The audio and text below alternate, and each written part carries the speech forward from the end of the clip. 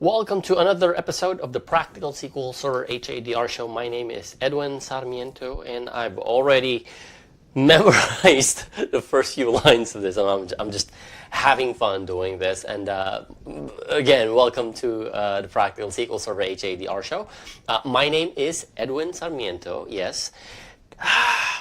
So I was watching some of my previous episodes, and maybe it's just me being self-conscious that I would watch how I did something in the past. And granted, I've had videos from way back 2007, 2008.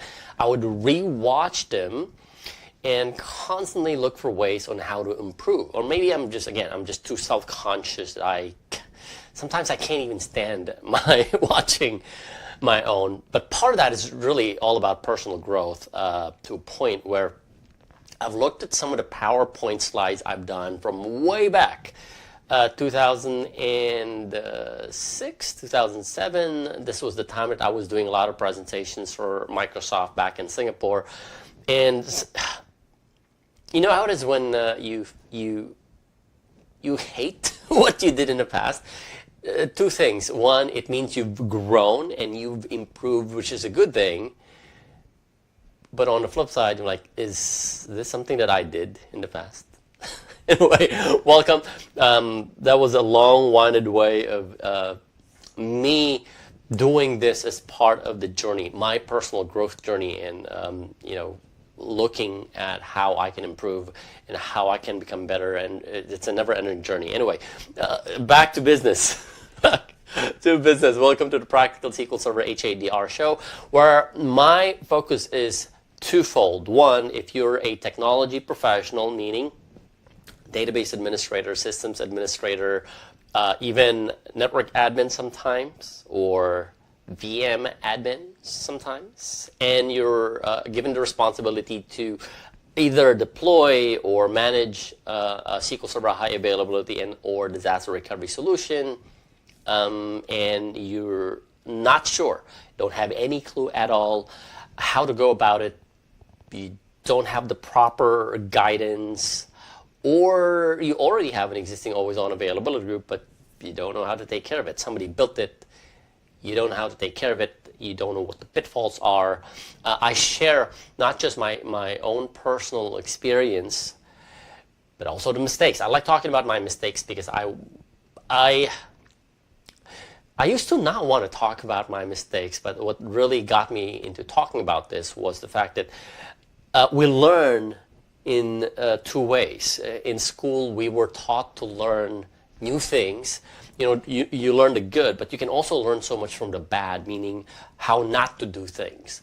Okay, and it took me a while to really embrace that. And so now I share my mistakes because I'm pretty sure I'm not the only one making those mistakes. This is for you. I did say twofold, right?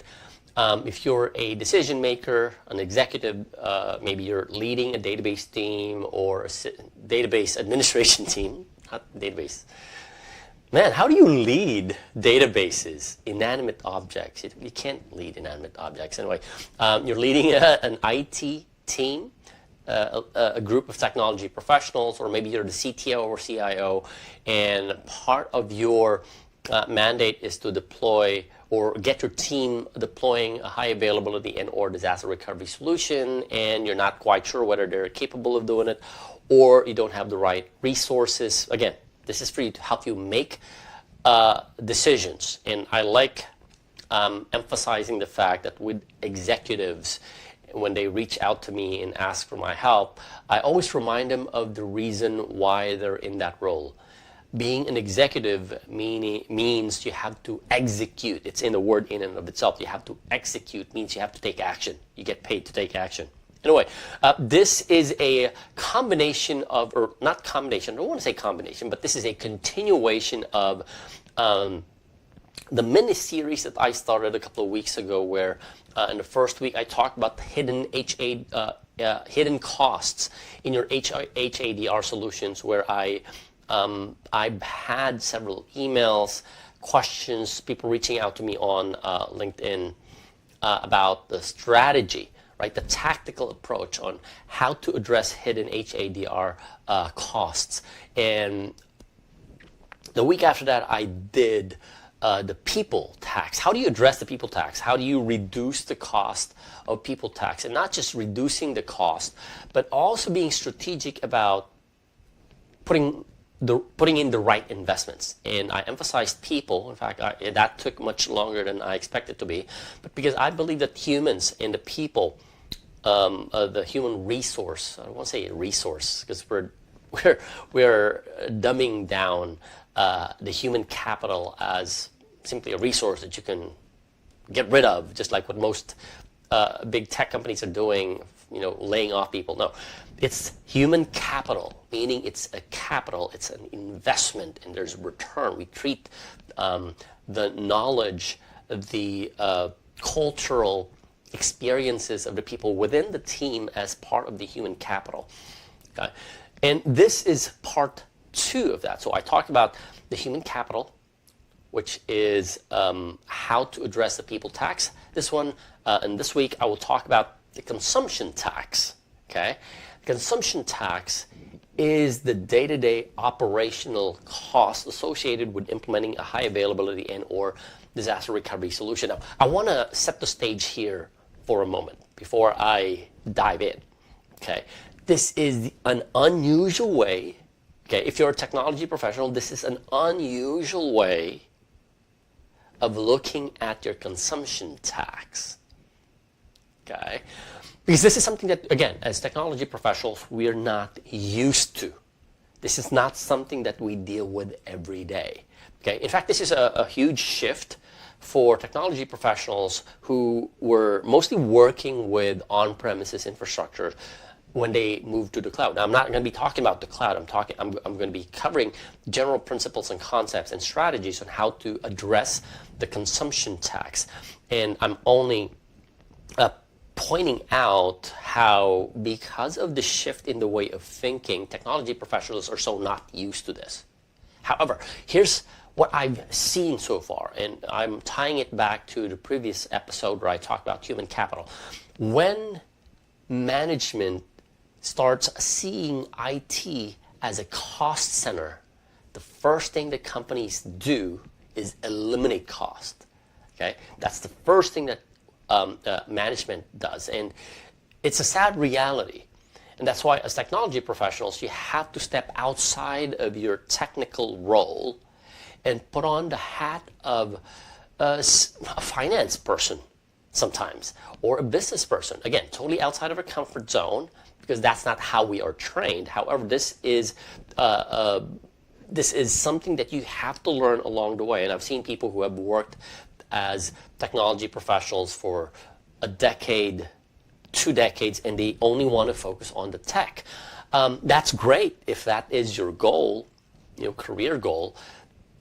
But the impact and the influence happen when you focus on the business aspect. You're simply using technology to solve business problems. And this is what this topic is all about. That's why I call this the way of the unconventional IT professional. Okay? The way of the unconventional IT professional, because again, if you're a technology professional, you might think it doesn't apply to me, but this is what will help you move ahead, while at the same time you're helping the business addressing operational costs as part of implementing your high availability and disaster recovery solutions. Grab your pen and paper, okay, start taking notes. Let's get down to this. And again, if you're a decision maker or you're an executive, this is like second nature for you. Okay, so the first one is strategic capacity planning and right sizing. Okay, strategic capacity planning and right sizing. When you're building a high availability and or disaster recovery solution, the assumption is, one, this is the first time you're building an infrastructure for an application. So for example, you're rolling out a new application. You know for a fact that you're building a high availability and or disaster recovery solution. So you do not have any data. Okay? You do not have any data to support whatever it is that you're going to be doing for this. So you're kind of hitting it blind, because you do not know the volume of transactions that you are going to be experiencing when you roll out to production. Okay, this is completely different from you. This is an existing platform. You were given a mandate to make the platform highly available. You now have existing performance metrics, a volume of data. You have numbers, assuming, of course, you're tracking those numbers, and taking into account the information that you're gathering from your monitoring tool, again, assuming that you have a monitoring tool in place. So strategic capacity planning and right sizing is a tricky thing to do. Okay? This is one of the reasons why virtualization became a thing, because we humans are so bad at forecasting if we don't rely on data.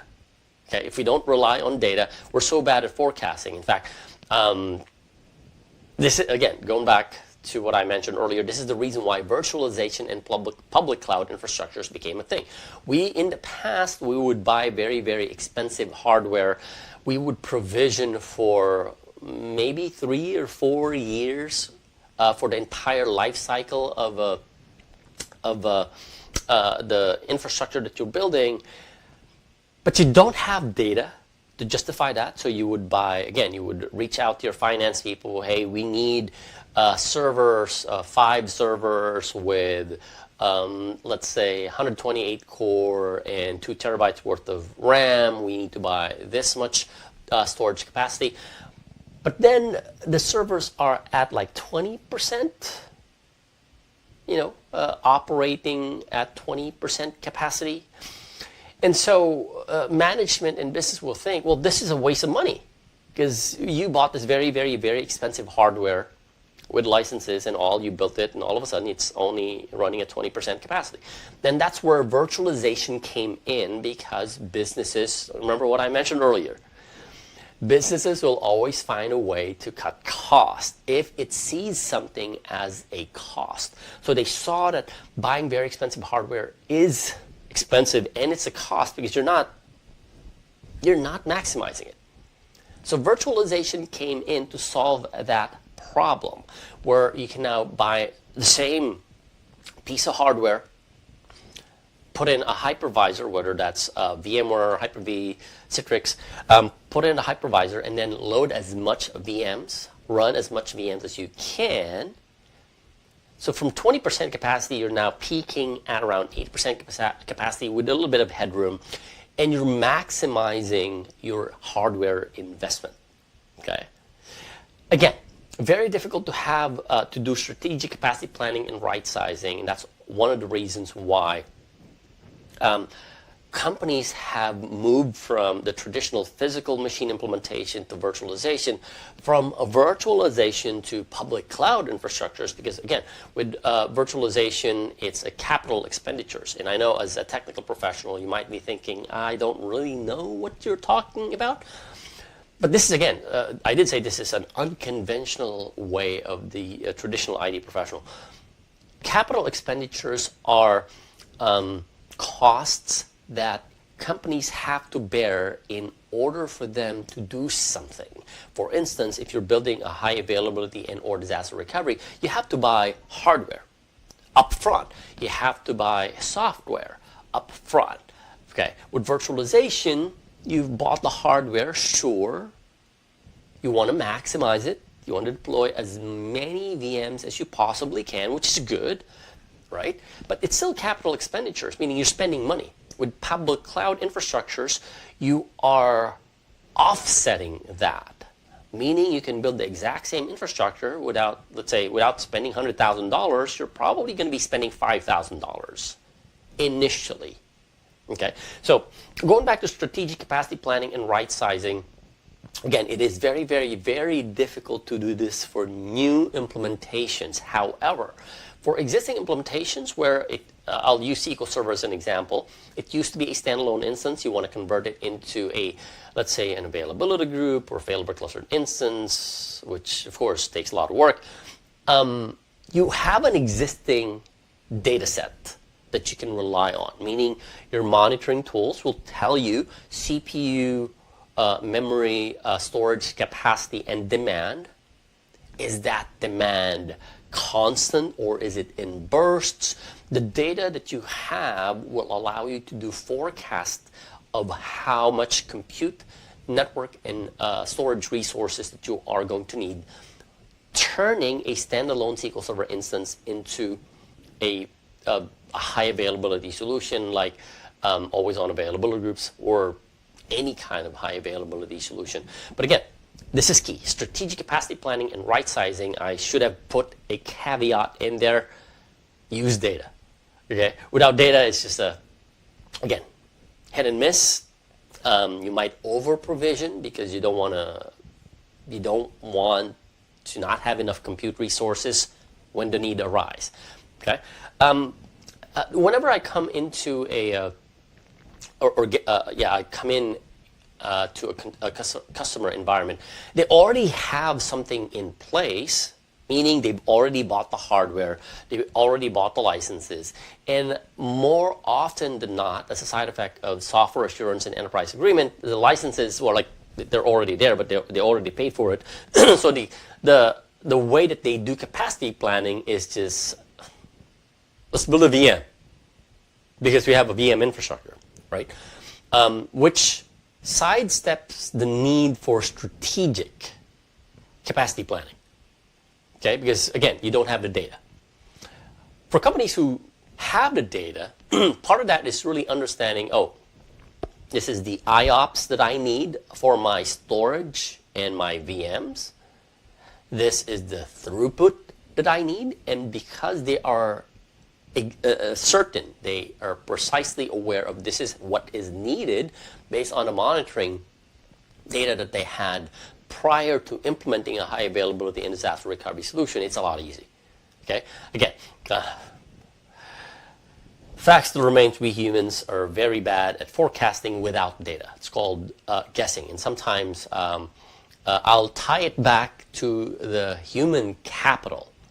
If you've been in a company for so long, you kind of have an understanding of how the different team works and the different business units work, and now you have an idea of what their demand is going to be. So it's a lot easier to forecast, but that's, again, cultural history about how things have been done in the past. But again, if you're coming in fresh, you don't have data, it's hard. Okay, so that's strategic capacity planning and right sizing. There's no science to this sometimes if you don't have data. That's just a fact. Okay. The second one is consult with your financial accountants. Now you might be thinking, wait a second, I thought this was supposed to be a conversation on high availability and disaster recovery solutions and how to reduce the cost. Why are you asking me to consult with my financial accountants? 2 reasons. Okay, 2 reasons. And I'm not just talking about financial accountants outside of your company, but financial accountants within your company. So I'm talking about your finance people. Talk to them. And this is also ironic. The finance people are responsible for purchasing anything that the IT department needs. So the IT department would submit a procurement request, justifying everything that we need, and then the finance department would then submit that, or sometimes there's a separate procurement department, but they talk with the finance department. They would submit the procurement request to a vendor, but at the end of the day, it's the finance people who talk money. They handle money. So why do you want to consult with your financial accountants? Well, a couple of things though. This is how you start thinking about amortizing the cost of your investment. Okay, amortizing the cost of your investment. You don't just look at it. I did say that this is a little bit unconventional, right? Again, as technology professionals, as DBAs, as sysadmins, network admins, or any technology professional, we're only concerned about the technology. Let the finance people worry about the cost, but they will always come back to us with cost. And again, referring back to what I mentioned earlier, when anything is treated as a cost within a company, the first thing that management will do is start reducing cost. So you got to find a way on how to justify how much a specific solution cost And the way you do this is not just looking at capital expenditures or the money that the company is paying upfront, but rather looking at it more from a finance point of view. Now, I'm not going to pretend that I'm a financial accountant. I'm not going to pretend that I'm really, really good at finance. I even failed, well, not really failed. I almost failed my financial accounting course when I was pursuing an MBA program. But here's the thing, though. Whether we like it or not, building an HADR solution is costly. So either you treat it as a cost, because if you treat it as a cost, the business will treat it as a cost, versus treating it as an investment, and so the business will start treating it as an investment. So if you're treating it as an investment, you have to start looking at your HADR solution as an asset, okay? As an asset within the company. And again, you have to start looking at it differently, because again, when you start looking at buying a server, that's a cost. If you start thinking of it as a cost, it's going to get eliminated. But if you start looking at it as an investment, you start thinking of how to, number one, make the most out of that investment. Okay? Most high availability and disaster recovery solutions are thought of as insurance policies. So if it's an insurance policy, why would I buy that? It's kind of like, I'm healthy, I don't need health insurance until you're sick, until you're in a hospital. So you have to treat this not as a cost, but as an investment. And if you start looking at your servers, your licenses, network infrastructure, all of these things as an investment, you start to treat them the way finance accountants treat investments. That's why you have to talk to them. Again, I'm not going to pretend that I know everything about financial accounting. I just know for a fact that if you treat something as an investment, it has to be financially dealt with as an investment. So cost of amortization simply breaks down the cost of the entire investment throughout the life cycle of the infrastructure. And again, as data professionals, technology professionals, we barely look at the entire life cycle of an IT asset. I was talking to somebody on Instant Messenger the other day where he's doing an upgrade and migration of an older version of SQL Server, and I told him this is a never-ending thing. The minute that you put something out in production is the moment that you start thinking about its obsolescence. It's just the nature of life in general, right? The moment that you are born in this world, you have to start thinking about death. And the same thing with your IT assets. We're done with upgrade and migration, good luck. You're going to start planning for the next upgrade and migration. And that's going to be factored in as a cost. So when you're spending money on a particular investment, so again, we're sunsetting our hardware. You're going to buy new hardware. That cost has to be factored in throughout the life cycle of your entire infrastructure, or in the case of databases, the entire life cycle of the data platform. So if you're, let's say, upgrading to 2025, or let's say 2022, because you're not sure when 2025 is going to be around yet, from 2022 up to the time that you're going to upgrade to the next version, probably not 2025, you have to factor in that investment throughout that life cycle. If that's 7 years, then that's 7 years. And then you also have to factor in depreciation of assets. So now management is not just looking at IT as a cost, but rather as an investment. Not to mention, of course, that your high availability and disaster recovery solution is helping the company generate more revenue. Okay? Of course, that's what they care about. Generating revenue, increasing profits. Keeping in mind that technology is helping the business meet its goals. Okay, so you have to start thinking about this. Again, go talk to your financial accountants. This is not financial advice, but this is simply a strategy on how to be realistic about what we do as technical professionals in the context of high availability and disaster recovery solutions, where you are investing not spending. You're investing the hardware, the software, the manpower even. Okay, because you're going to put in man hours.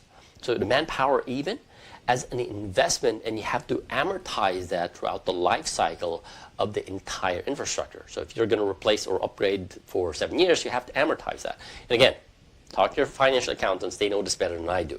And the way I look at this is a more realistic way of comparing on-premises versus public cloud deployments. And I know for the past couple of years, there's been a push to the public cloud, whether that's AWS, Azure, GCP, or any type of public cloud infrastructures, because the way of thinking has always been, we're spending $100,000 up front on premises. Why don't we move to the cloud and I'll just pay like, $10,000 per month? You're looking at it on a per month basis. So you have to calculate that operational expenditures not just on a monthly basis, but throughout the life cycle of the entire infrastructure. Again, can't remember how many times I've had to explain this to especially executives who would push very hard to move to the cloud because they're thinking it is going to lower our initial cost of ownership with capital expenditures, not realizing that you have to do cost amortization and depreciation of assets to really get the big picture and be realistic about the numbers. Okay, so again, consult with your financial accountants, not me. I talk to financial accountants as well when dealing with this. So that's the second one. The third one is run IT like a business. I know what you're thinking. Wait, I'm a DBA, I'm a sysadmin, I'm a network admin, I'm a VM guy. I don't want to run IT like a business. But if you don't, it's always going to be treated as a cost center. And guess what happens to cost centers? They get eliminated, they get reduced. It's one of the reasons why, again, you hear so many news or so many announcements of either outsourcing to managed services providers that are on the other side of the world because they're cheap. Human resource is expensive in North America, therefore we are outsourcing it to somewhere in the other side of the globe where it's one half of the price. Okay, because they're thinking of IT as a cost, they have to cut costs. Okay, but when you start running IT as a business, you start looking at it as something that would generate money rather than spend money. Okay, I learned this when I was working as a data center engineer a couple of years ago, and I was a little bit curious about why we did it the way we were doing it. And as I learned throughout my career, this is actually what I call the AWS strategy. Okay, a little bit of backstory or history. Amazon is the largest global e-commerce retailer in the world, but they have a massive cost expenditure when it comes to their compute. They have this global data center implementation worldwide. They're spending for servers, low capacity servers, just like what I mentioned in point number one, where they bought probably very expensive hardware, but then it's a 20% capacity. So they're looking at it as a cost, but then somebody who's smart enough to figure it out, I'm pretty sure he's not an IT guy, I'm pretty sure he's a business development guy or a finance guy, turned it around and said, how can we turn our costs into revenue? Okay, how can we turn our costs, the biggest cost that Amazon had way back when, and it still is their data center operations. So they came up with a business model where they turned their biggest costs into their a revenue generating machine, hence why we have AWS. They're literally making money allowing you to use their excess capacity. And that was brilliant. And I did say that this is something that I've learned when I was working as a data center engineer. The way we did it back then, because we were the cloud, the way we did it back then was whenever we're building an infrastructure. So we own the data centers, we manage everything. And the way we did it is we talked to the customer, and then from the customer, we started looking at the business unit for that specific customer. And we started analyzing, we worked with the customer in this. It's not us. They're the finance people. We talked to the finance people, and we started looking at how we can do chargebacks to the business unit. Because whenever a business unit starts asking for an infrastructure, let's say marketing team, they wanted to implement this customer acquisition strategy, and they want to collect data, and they want to do a lot of these things, they would ask for an infrastructure, either in-house from their IT department, or they would move it to the cloud if they want to. But the thing is this, if it's a shared resource, they'll just ask for it, and they're not paying for it, so they will ask for anything and everything they could ask for. Versus when you implement something like a chargeback, they'll start to think about, is this really what we need right now? Or is this a want? Kind of like when somebody says, I need Enterprise Edition with 64 cores and 128 gigs of RAM. They think that's what they need. Okay? But it's simply a want, not necessarily what they need, because they haven't really evaluated what the requirements are. So the way we did it was we talked to the customer, we narrowed down to the business unit asking for this infrastructure. We talked to them, and then when we build the infrastructure, we build the business unit.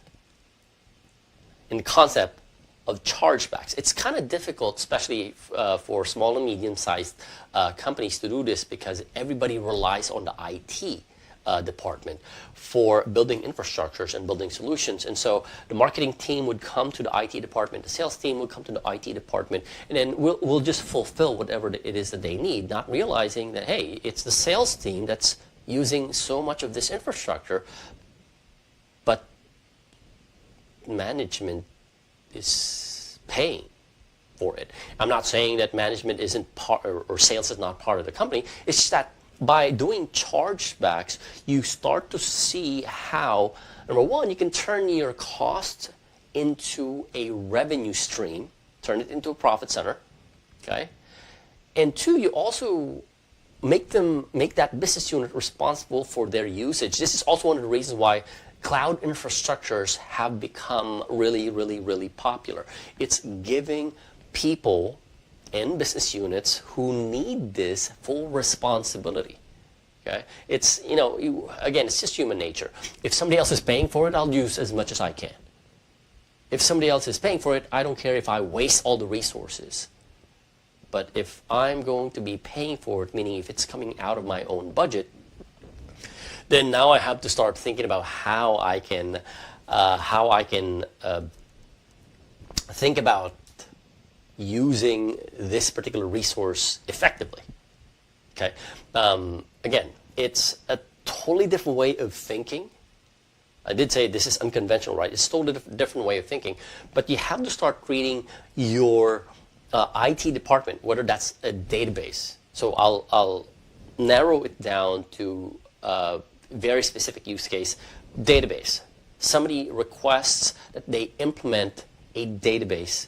So you're thinking, okay, we have a SQL Server instance, we could put it in there. You've already paid for, or the company already paid for the license and the hardware, so you're just putting a new database. No big deal, right? But then you also have to think about what are their usage requirements moving forward within the next, 1 year, 3 years, and you start having this conversation about chargebacks. Hey, you're going to be using this.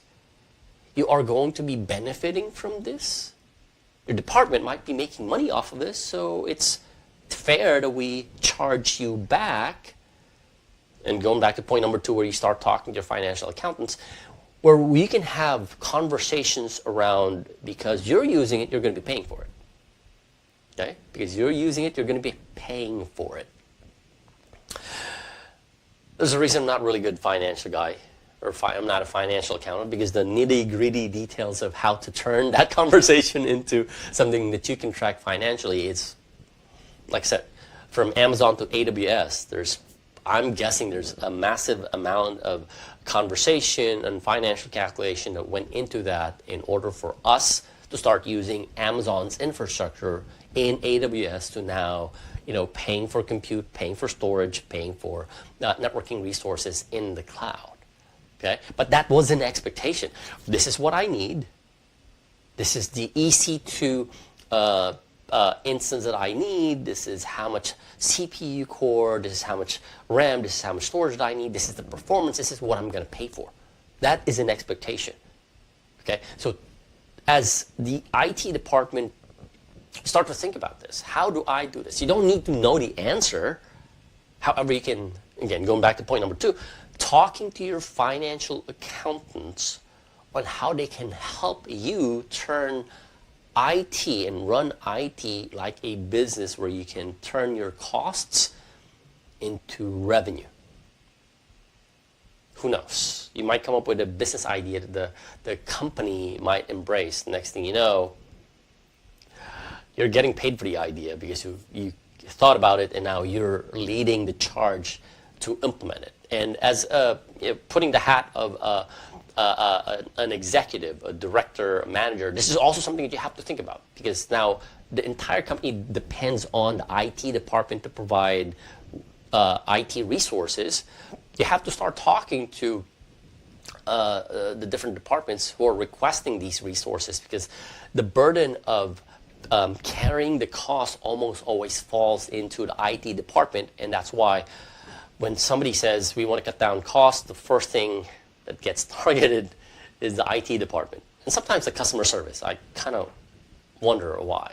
Okay, so things that you have to really think about. And I did mention that these are all unconventional ways. It took me a long time to learn these, and also observing it from the companies that have implemented strategic high availability and disaster recovery solutions. They're not just looking at it from, we'll deploy the solution, we'll think about the technical aspects. No, they treat it like an asset, an investment. And because they're treating high availability and disaster recovery solutions as an investment, they handle it the way they would handle investments. They would monitor it. They would make sure that they're not putting in a lot of risk. They're also looking at the financial implications of it, not just simply looking at it from a technical point of view. Okay? Because again, if it's a cost and IT is simply a cost center, you're going to be at the mercy of the first thing that management does when they say we want to reduce our costs.